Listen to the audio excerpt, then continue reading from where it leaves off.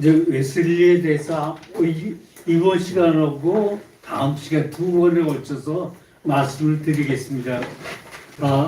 세계의 그 기독교는 카톨릭과 이제 개신교 합해서 그쭉 많이 퍼져 있습니다. 그런데 이 개신교는 왜 이렇게 교파가 많은지, 정말 어떤 종교에 비해서 이렇게 많은 그 교파가 있는 데가 없어요. 그중 크게 들면 이제 장로교, 감리교, 성결교, 침례교. 미국에서는 침례교가 그래도 많이 있죠. 그 전에 감리교가 더 많았었는데 지금 침례교가 훨씬 더 많이 있습니다. 자, 여기서 이제 그 중요한 그 신학이 있는데, 신학이 되게 크게 둘로 나뉩니다. 하나는 칼빈파하고 하나는 이제 웨슬리가 이루는 감리교의 그 웨슬리 신학이 있어요. 이제 대개 장로교는 그 안에 있지만 감리교파는 감리교만 웨슬리 신학을 하는 것이 아니라 장로교 외에 감리교, 성결교, 침례교, 구세군, 그 외에 또 지금 제 영도 수목원께서 하는 그러한 교회들이 모두 다 웨슬리 신학을 하고 있습니다. 그만큼 웨슬리는 나름의 많은 그 신학에 많은 정통성을 가지고 있다는 거, 그렇게 알면서 우리 이제 웨슬리의 그 하나하나 좀 살펴보기로 하겠습니다. 1703년 6월 28일 날 영국 링컨주 엑키스라고 하는 마을 있는데, 이 엑키스에서 6월 28일 1703년 이 사제관에서 태어났습니다. 웨슬리의 아버지는 그 성공의 신부 사무엘 신부였습니다. 그 사무엘이 38년 동안 이 엑키스 마을에서 거기서 목회를 했습니다. 그런데 그 요한은 정말 머리도 뛰어나고 굉장히 여러 가지 그런 것들인데, 그것을 갖추게 하신 분이 아버지가 아니라 어머니였어요. 수산나, 원래 이 사람은 교사였는데 어쨌든 이 교사로서 이 아이들을 18명, 20명이라고 그런데 요즘에 해보니까 찾아보니까 18명이나 났어요.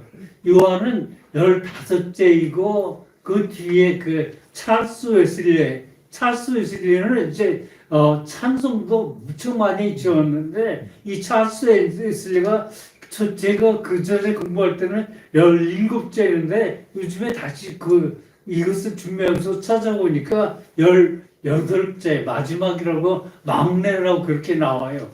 자, 엄마의 그 교육 방침이 굉장히 엄격했어요. 만약 애들이 한둘 있을 때는 이렇게 엄격하게 하지 않아도 되는데, 18명, 애들이 18명 있는데 이렇게 그냥 좋게 말해가지고 절대 끌려오지 않고 아무것도 자신의 그 어떤 것도 할 수가 없어요. 그래서 이게 제가 보기에는 완전히 군대식이에요. 그 엄마의 교육 방침이 엄격하게 규율을 정해놓고 철저히 지키도록 그렇게 했어요. 매우 엄격했어요. 이 아기가 태어날 때는 좀 뭔지 모르는데 그 아기들도 그 집안 분위기가, 이 기가 있는데 이 기 속에서 아이들이 태어나서 얼마 되지도 않아도 그 기를 그냥 받아들이는 그런 모습이었습니다.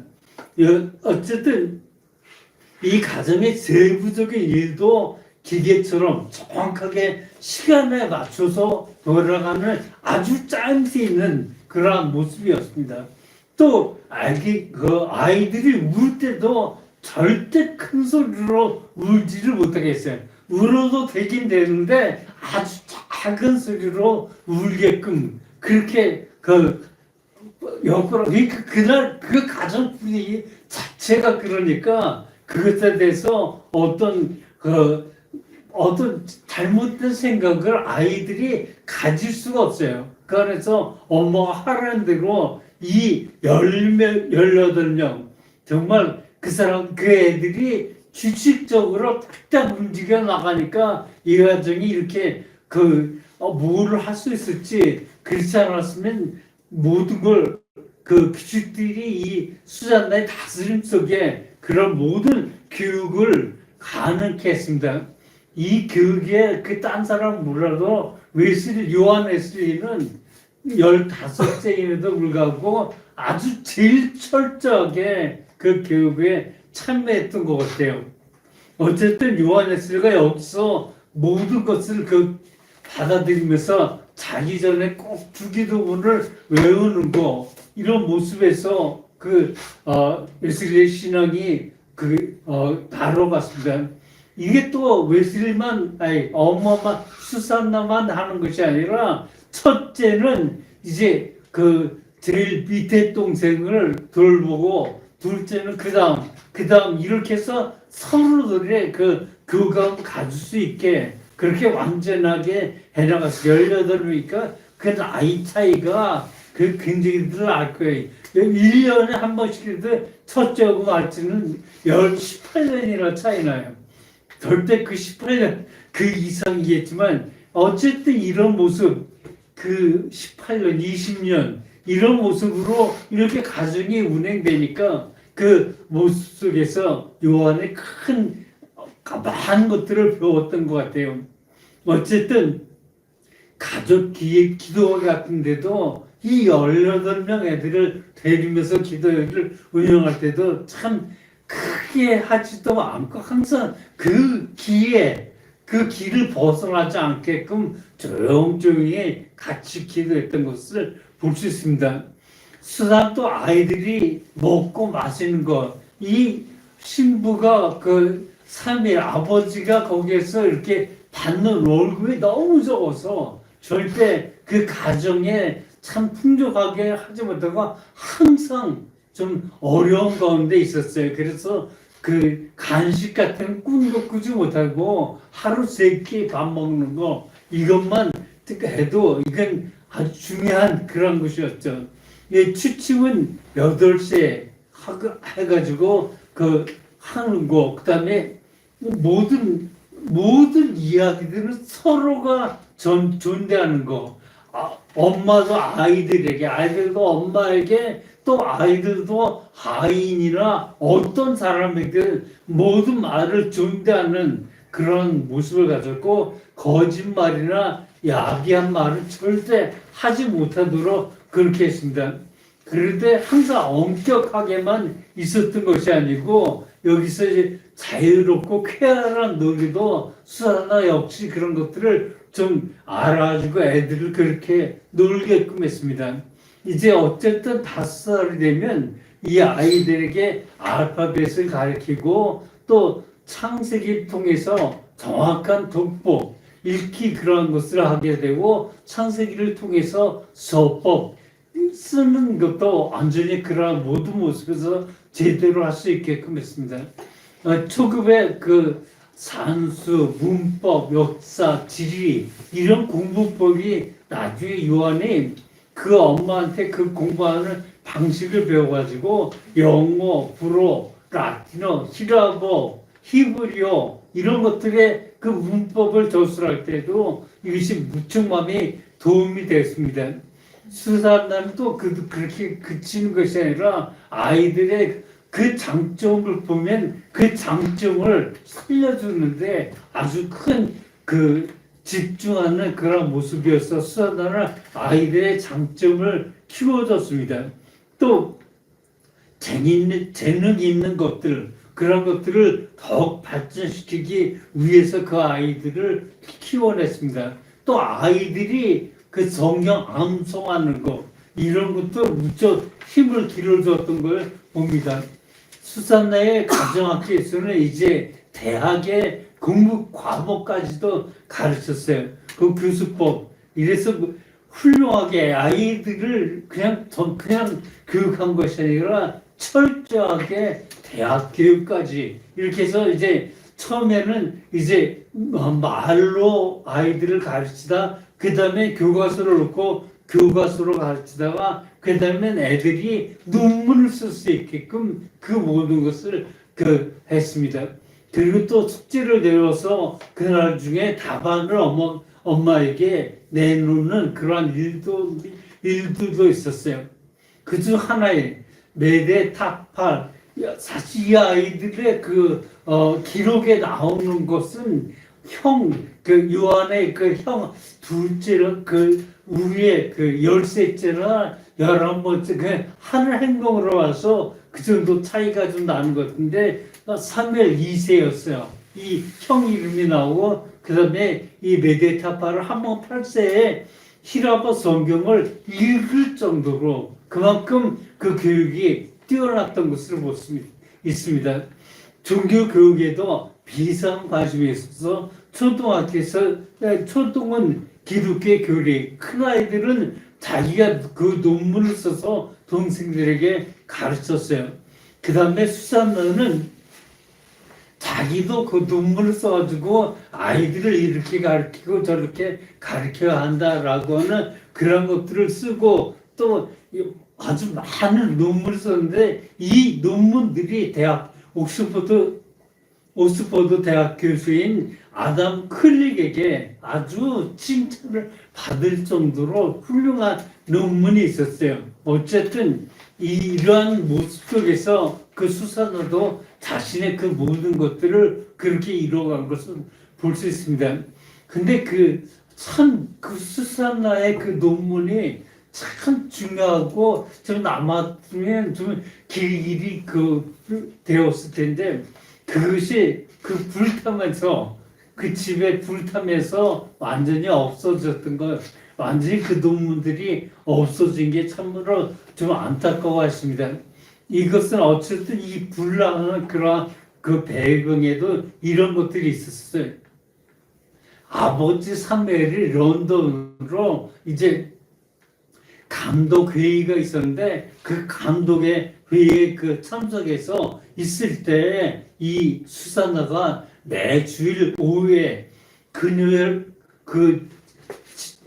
사택에서 그 자녀에게 여러 가지 좋은 서적과 설교문 그런 설교문들을 읽어주면서 아주 많은 교육이 됐습니다.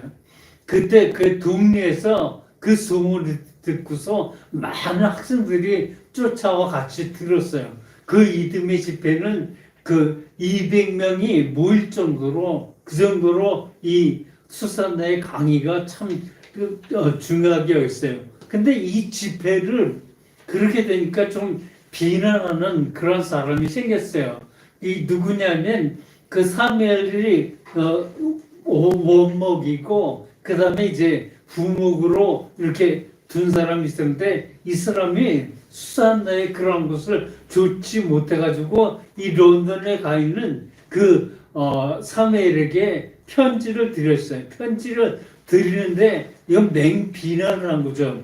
이 사람들을 이 에오스 부목사가 그렇게 했는데 어쨌든 거기서 모험하는 내용이 이 비국교들을 가르치고 불온한 집회다라고 해서 그러한 것들 그러니까 그러한 집회를 하지 못하도록 좀 막아달라고 그렇게 얘기했어요. 그래서 사무엘이 편지를 써서 그 수산나에게 즉시 중단하라고 이야기했는데 이 수산나도 보통의 원래 아니죠. 그 집회를 통해서 그 동네에 선한 영향력을 굉장히 많이 주었는데 그 사람들이 많이 깨우치고 많이 그런 것들을 좋아하는데 그 사람들을 이렇게 해서 이 마을을 순화시키고 있는데 이런 것들을 놔두고 하지 않는다는 것은 이건 안 된다고 꼭 해야겠다고 만일 꼭 그걸 말려야겠다면 나에게 명령해서 그런 것들을 절대 못하도록 강력하게 그런 것을 좀 해달라고 했어요. 그래야 그 심판을 받을 때 내가 그런 것들을 하고 있는데 그런 것들을 못하게 한 것에 대한 그런 것들을 안 하게 돼 그런 그 배경이 되지 않도록 해달라고 하는 그런 것이었어요. 어쨌든 근데 여기 이제 그러게 되니까 사무엘도 좀 나쁘게 보던 사람들이 이제 그 수사나 그렇게 한 것도 이제 좋게 보지 않았던 그런 사람들이 목사관에 불을 질렀습니다. 그래서 불이 탔는데 이거 굉장히 유명한 얘기. 요한의 얘기 나올 때 이거고 그 배 이야기, 가판의 보라비엔 기도 이야기 이 두 가지는 웨슬리에게 아주 중요한 딴 거 모르는데도 여태까지 목사님들 설교 들을 때 이 두 가지만 들었지 다른 얘기 들은 것이 없어요. 어쨌든 이 불이 났는데 불나면서 이제 사람들을 수산나가 다 됐고 어떻게 나왔어요. 그래서 하도 많으니까 18명은 그런 아이들을 이렇게 숫자로 세보니까 17명밖에 안 돼요. 한 명이니까 안 나온 거죠. 그러니 불을 모으지 완전히 그 안에서 훨훨 타오르고 어쨌든 그런데 2층 창문에서 가만히 그 요한회스리가 쳐다보고 내려다보고 그렇게 있는 것을 봤습니다. 그런데 그 주위에서 뭐 사다리나 이런 것들을 보지 못하고 그 아이를 어쨌든 구해야 되는데 너무 높고 그러니까 어떤 힘쓸 사람이죠. 그 사람이 창문 밑에 가서 서고 다른 사람이 올라가서 그 아이를 좀 꺼내라고 그렇게 해서 진짜 아이를 무사히 구출했어요. 근데 구출해서 몇 발자국 쭉 나온 그냥 천정이 딱 무너져가지고 굉장히 웨슬리는 이 트라우마에 80년 동안 이것을 계속 보게 됐던 그런 것들을 봅니다. 어쨌든 이게 1709년 2월 9일 날 6살 때 그 화재가 났었던 그런 것을 볼 수 있었습니다. 어쨌든 또 이 사무엘은 너무 아까도 말했지만 사례비가 너무 적어가지고 가정에 항상 오르는데 부채도 지고 그래가지고 그 부채를 갚지 못해서 이제 3개월 동안 유치장에 갇혔던 적이 있어요. 그럴 때 이제 친지들이 도움을 좀 받았고 런던에 있는 버킹엄 공작이 힘을 줘가지고 150파운드의 구호금으로 인해서 다시 나와서 목회를 할 수 있었습니다. 어쨌든 장성하에서 이 웨슬리언은 80년 동안 자신의 그 초상을 그리고 그 밑에 불타는 집을 그리고 그 아래에 쓰기를 이는 불꽃에서 끓어낸 탈라남은 나무 쪽의 조각이 아니냐. 요 말 다른 것은 몰라도 또 이 말은 굉장히 요한 웨슬리를 얘기할 때 제일 많이 하는 이야기. 불꽃에서 끓어낸 탈라남은 나무 조각이 자기라고 하는 거죠. 그러니까 이런 이야기를 이제 했고 또 이 웨슬리는 참 병도 많이 걸렸어요. 처음에 8세 때 이제 9세까지 1년 동안 알았는데 천년두를 알았어요. 천년 다음에 열로 많이 나고 이 천년두는 옛날에 마마라고 그렇게 불리기도 했죠. 그러니까 우리나라에서 마마에 걸리면 곰보대. 지금은 곰보되는 사람은 없는데 내가 어렸을 때는 그 곰보된 사람들이 무척 많이 봤어요. 그때는. 근데 요즘에 그런 사람들이 안 생기죠. 어쨌든 이 수산날 런던에서 삼의 신백이 요한의 이 천연대에 걸렸음에도 참 잘 참고 견딘다. 막 이렇게 긁고 싶은 그런 것들인데 긁지도 않고 참 모든 걸 잘 참아내는 요한 웨슬리를 칭찬하는 그런 것을 쓴 곳이 있습니다. 그리스도인답게 남자답게 불평 없이 잘 참아내고 있습니다. 라고 하는 그 사무엘에게 편지를 그렇게 한 것이 있어요. 그 다음에 이제 이렇게까지 가정에서 일어난 일이고요. 1714년 요한의 11살 때 그때부터는 이제 런던에 가서 공부하기 시작해요. 차트 하우스 학교였는데 이 학교에도 워낙 공부하는 비용이 많은데 그것을 이제 버킹엄 공작의 도움으로 그런 것들을 할 수 있었어요. 이 사무엘에서 런던에서 많은 란주들을 그 버킹엄 공작과 그 친분이 쌓여가지고 그 친분 사이에서 이 버킹엄 공작 자신이 그 아이들이 이렇게 공부할 수 성년이 되면 아이들이 누구든지 와서 공부할 수 있게 하라고 자기가 그 다 밀어주겠다고 해서 요한은 어쨌든 다른 사람 모르도 요한은 그 형 사무엘도 아마 그 도움을 받았고 그 다음에 요한 그 다른 사람도 어떻게 되는지 안 나와. 이 두 사람만 그 안에서 공부했고 그런 것들이 있었고 이제 나중에 여기 나오면서 이제 옥스퍼드 대학에 들어갔는데 이 옥스퍼드 대학에 들어갈 때에도 나름대로의 여러 가지 있는데 그 중에 장학금을 받게 되었어요. 그 장학금 받게 된 것도 이제 그 버킹엄 공작에 그 위에서 그 장학금을 받을 수 있게 해줬죠. 어쨌든 요한의 어머니에게서 많은 걸 배웠다고 하지만 차례차례 중요한 이 차타서는 제가 보기에 중고등학교 그런 정도의 그것을 배우는 것 같아요. 어쨌든 여기에서 완전히 요한이 교육에 대한 그 뿌리를 내릴 수 있는 어떤 발판을 다졌다고 합니다. 어쨌든 1720년 차타우스 졸업하면서 바로 옥스퍼드 대학에 들어가서 이제 여러 가지 활동을 하면서 나름의 그 모든 것을 이루고 있는 걸 볼 수 있습니다. 그 하나님의 뜻과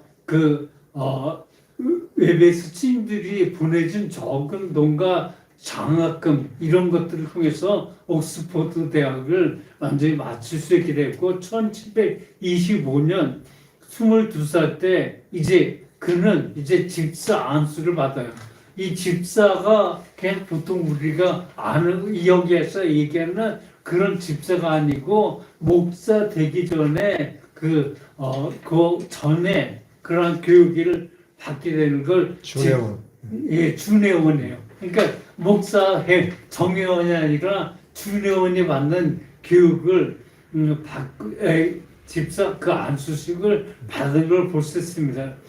그 어쨌든 여기서 이제 중요한 게 있어요. 요한 웨슬리가 아주 학문적으로나 또 모든 것에 그냥 무게는 무척 잘해요. 무척 똑똑하고 또 뭐 다른 사람과 이렇게 서로 이렇게 대했다고 이렇게 뭐죠. 그런데 어쨌든 이것에서 두 사람이 그런 것들을 할 때에도 절대 지는 법이 없어요. 그만큼 어떤 학식에 있어서 그런 것들 다 뒷받침하면서 잘해 나갔어요. 근데 중요한 거 성령을 몰라요. 성령 태어나지 못했어요. 그래서 아버지가 이제 주는 그 아버지 인정하는 그런 자리에 갔을 때 아버지가 그 요한 웨슬리에게 한 말이 넌 내적 증거가 부족하다. 이 성령이 없다는 얘기예요. 어쨌든 이 성령 충만하게 하는 계기들을 이제 누가 하게 하냐면 하나님이 그것을 할 수 있게 해요. 그러니까 성령 충만한 것을 처음 보았던 것이 이제 미국에 가는 그런 배를 타고였어요. 이 배를 타고 가는데 1725년 10월 19일 날 이제 여기서 집사 안수식을 받고 그 다음에 이제 목사 안수를 나중에 주니어원에서 이제 정회원으로 되는 그런 것도 여기서 받게 되는데 1726년 3월 17일 날 링컨 대학에서 이제 링컨 대학의 연구원으로 부름을 받았어요. 그러니까 이때부터 경제가 좀 피는 거죠. 경제적으로 좀 나은 그런 곳을 갖게 됐어요. 원래 이 요한의 생활비가 항상 140달러를 넘지를 못했어요. 근데 이게 일인 생활비로 최저라고 합니다. 그러니까 최저가 140달러인데 140불을 받다가 이제 거 들어갔을 때 여기 대학에 들어갔을 때 600불을 받게 돼요. 근데 절대 이것도 유명한 얘기예요. 요한 웨슬리는 평생토록 자기 혼자 쓰는 거 이 140불 거기에 늘리지를 않았어요. 그만큼 최저 생활비를 먹고 그 다음에 남은 돈은 모두 구제하는데 그렇게 됐던 것을 볼 수 있습니다. 이때 중요한 옥스퍼드 대학에서 들어와서 이제 그 옥스퍼드 대학에서 이런 어떤 일이 있었냐면 신성 클럽, 헐리 클럽을 이제 운영했는데 그 사람들을 그 헐리 클럽에 있는 사람들의 생활관이었어요.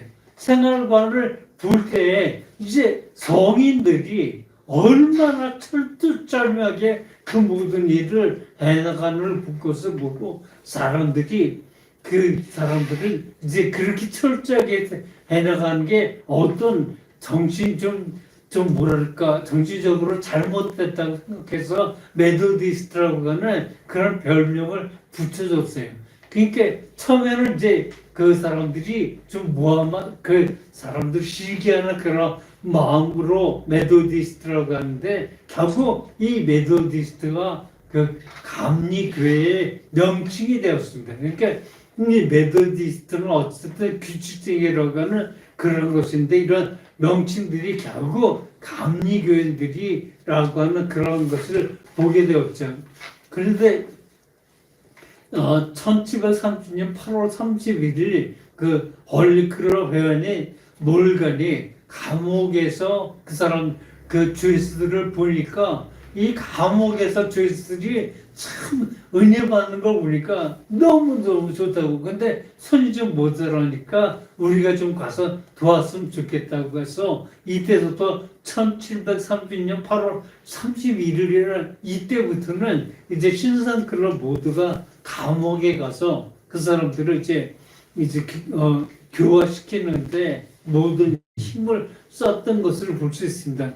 어쨌든 이 사람들 요한, 찰스, 조지 휘플드하고 찰스 요한 이 세 사람은 설교를 하면 너무너무 그 설교가 좋아서 많은 사람들이 운집을 했어요. 그러니까 어떤 때는 몇백 명씩 이렇게 거기서 와가지고 듣는데 어쨌든 이 사람들이 그런 모습으로 또 어떤 때는 몇천 명까지도 모이는 그런 일들이 있습니다. 그중 찰스 웨슬리는 이제 찬송가도 무척 많이 졌어요.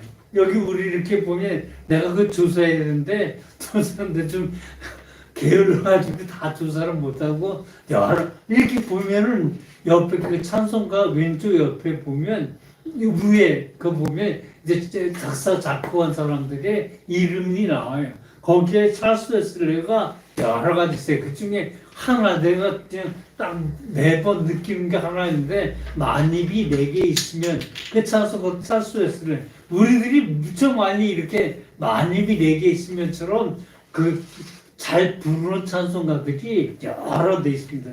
어쨌든 그랬던 것을 이렇게 볼 수 있습니다. 찰스 웨슬리가 그렇고 이제 이 신성 클럽은 감리교를 태어났는데 그런 요람의 역할들을 했습니다.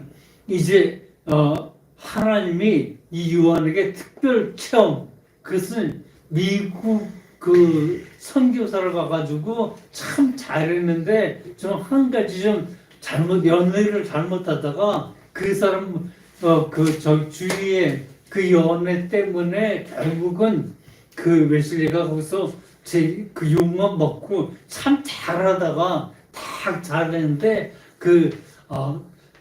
모라비안 교도가 하는 이야기가 목사가 결혼하면 그 목사를 제대로 수집 못하니까 하지 말았으면 좋겠다고 하는 그 한마디가 어떻게 그 요한에게 확 들려가지고 결혼 날짜를 서로 잡고 그랬는데 그것을 파괴해버렸어요. 그래서 그 여자가 다른 사람한테 시집을 갔는데 그 시집 간 후에 요새가 좀 사람 좀 그때는 제대로 성령을 못 받아서 그런가 어쨌든 그 이상한 트집을 잡아가지고 그 성만찬에 그 사람들을 못하게 했어요. 또 그것만이 아니고 여러 가지로 좀 약간 그 괴롭혔던 그런 일들. 이게 잘못이에요.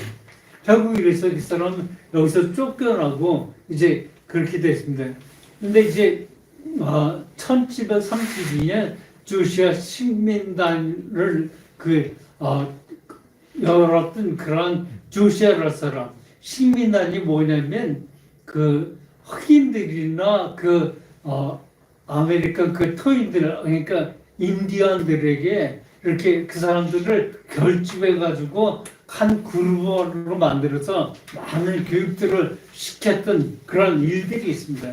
근데 여기에서 이 식민단을 창설한 조시아가 이제 여기에 선교사가 가만히 있으니까 선교사 꼭 필요한데 좀 와달라고 하는 그런 사람을 찾으러 런던에 가가지고 이제 버튼 박사, 그러니까 옥스퍼드 대학의 버튼 박사에게 선교사로 추천해달라니까 요한 웨슬리를 추천했어요.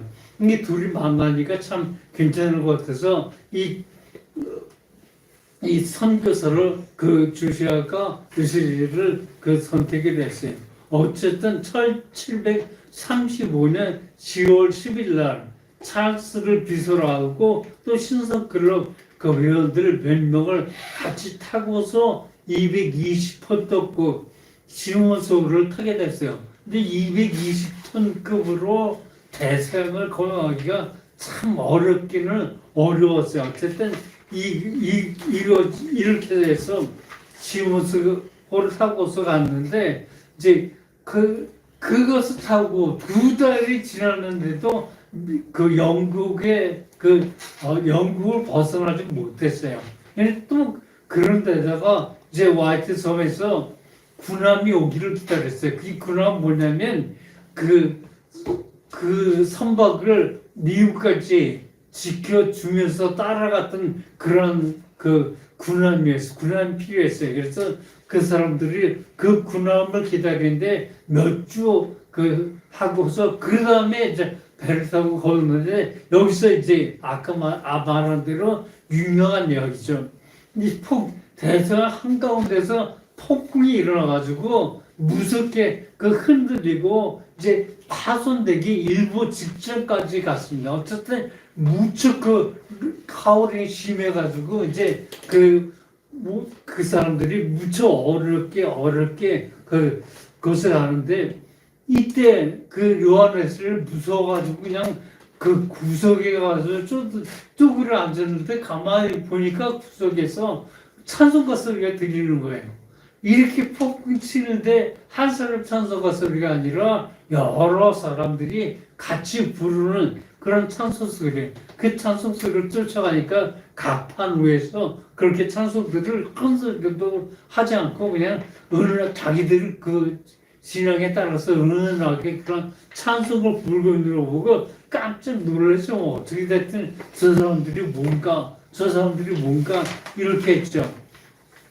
어쨌든 그런 것을 보면서 깜짝 놀란 이 웨슬리가 이제 폭풍이 가라앉은 다음에 그 사람들을 찾아가서 당신들은 주는 것이 두렵지 않았습니까? 라고 하니까 이 사람들이 아니요. 우리는 죽음이 두렵지 않고 참 하나님께 감사하고 있었습니다. 그렇게 해서 이제 이 웨슬리가 남자들은 좀 그렇다 치고 여자 아이들도 두려워했겠죠 라고 하니까 그래서 여자 아이들도 저희는 절대 죽음이 두렵지 않습니다. 이렇게 이야기해요. 참 중요한 얘기죠. 이 웨슬리가 뭐가 없다고 했죠? 성령이 없다고 했잖아요. 근데 이 사람들이 지금 하는 행동은 그냥 보통 사람들이 그렇게 하는 행동이 아니라 성령을 받아가지고 그 성령에 의해서 일어나는 것을 처음 본 거예요. 이 웨슬리가 이런 것들을 처음 봐가지고 깜짝 놀랐어요. 그래서 이제 미국에 1736년 2월 6일에 미국에 도착했는데 거기에서 무라벤 고다들의 지도자 엠벨르크 씨를 만나가지고 그곳에 신앙 상담을 요청했어요. 이것도 또 유명한 질문 2가지를 해요. 당신은 당신 안에 믿음의 증거를 가지고 계십니까? 겉으로 나가 믿는다, 그렇게 믿음의 기도를 한다, 그런 얘기가 아니라 진실로 그 가슴 속에서 하나님 믿습니까? 라고 하는 그런 거죠. 이게 아버지가 얘기했던 내적 증거라고 하는 그런 얘기죠. 그런데 그의 마음에서 그 하나님을 정말 믿고 있었던가, 이게 대답할 수가 없어요. 그래서 참 실망했던 그런 자기 자신에게 실망하는 그런 모습이 되었죠. 두 번째, 당신은 예수 그리스도가 어떤 분인지 알고 계십니까? 라고 물으니까 예, 내가 알고 있죠. 그는 세상의 구주십니다. 그러니까 그것은 사실입니다만 당신이 예수님께서 당신 자신의 구주이신 마음에서 뜨겁게 그 구주이신 것을 깨달은 적이 있습니까? 라고 하니까 입에서만 웅얼웅얼 하면서 그 대답을 제대로 하지 못했습니다. 그래서 이 요한은 알긴 알죠 라고 하는 그런 것들을 이제 하면서 사실 그런 모든 것들을 제대로 답하지 못했어요. 여기서 처음 이제 성령을 생각하는 그런 것들이 있죠. 다음번에 설교할 때 이 성령 받게 되고 그 다음에 감리교회 그 운동이 들어가는 걸 다음번에 하겠습니다. 네, 기도하죠.